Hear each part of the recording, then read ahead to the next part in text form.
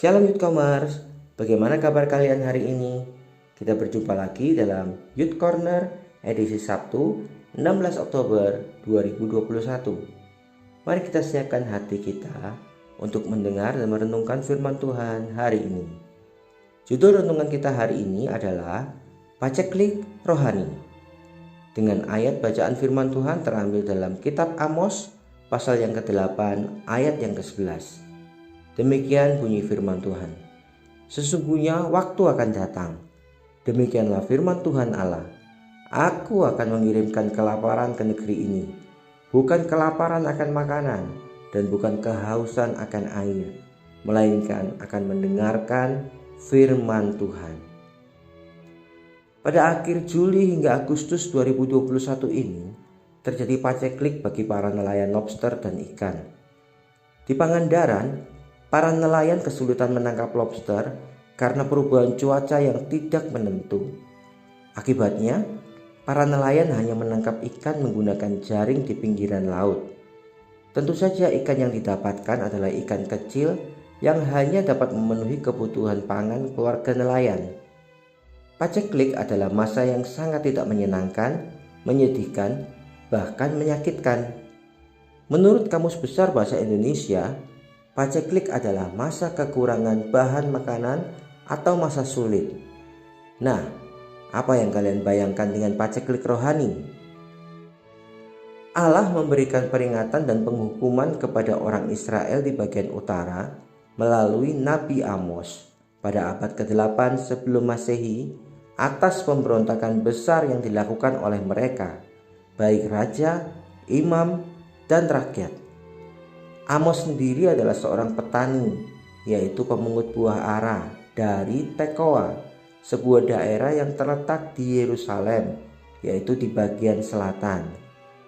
Orang Israel di bagian utara hidup dalam kemakmuran dan kejayaan. Di dalam segala kenikmatan yang mereka dapatkan, justru membuat mereka jauh dari Allah. Mereka mengingkari perjanjian dengan Allah sebagai umatnya dengan menyembah ilah orang-orang Kanaan. Oleh sebab itu, Allah memberikan penghukuman dengan tidak akan menyampaikan firman-Nya kepada mereka, seperti yang tertulis pada ayat yang ke-11.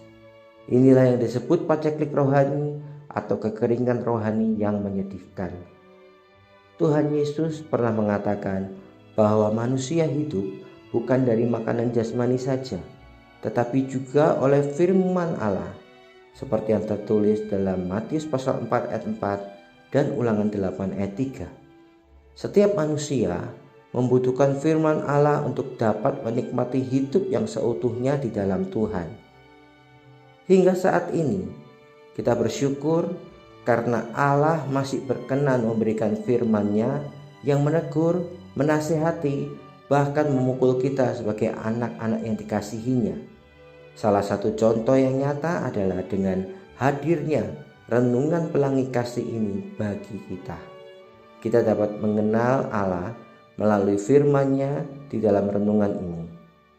Oleh sebab itu, marilah kita mempergunakan kesempatan ini untuk membaca, merenungkan, dan melakukan firman Tuhan, sehingga kita tidak akan menyesal kelak.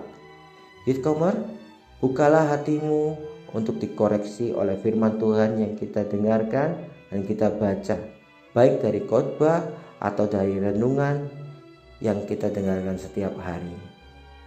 Nah, saya punya pertanyaan. Hewan apa yang tidak pernah kehausan? Jawabannya adalah ikan.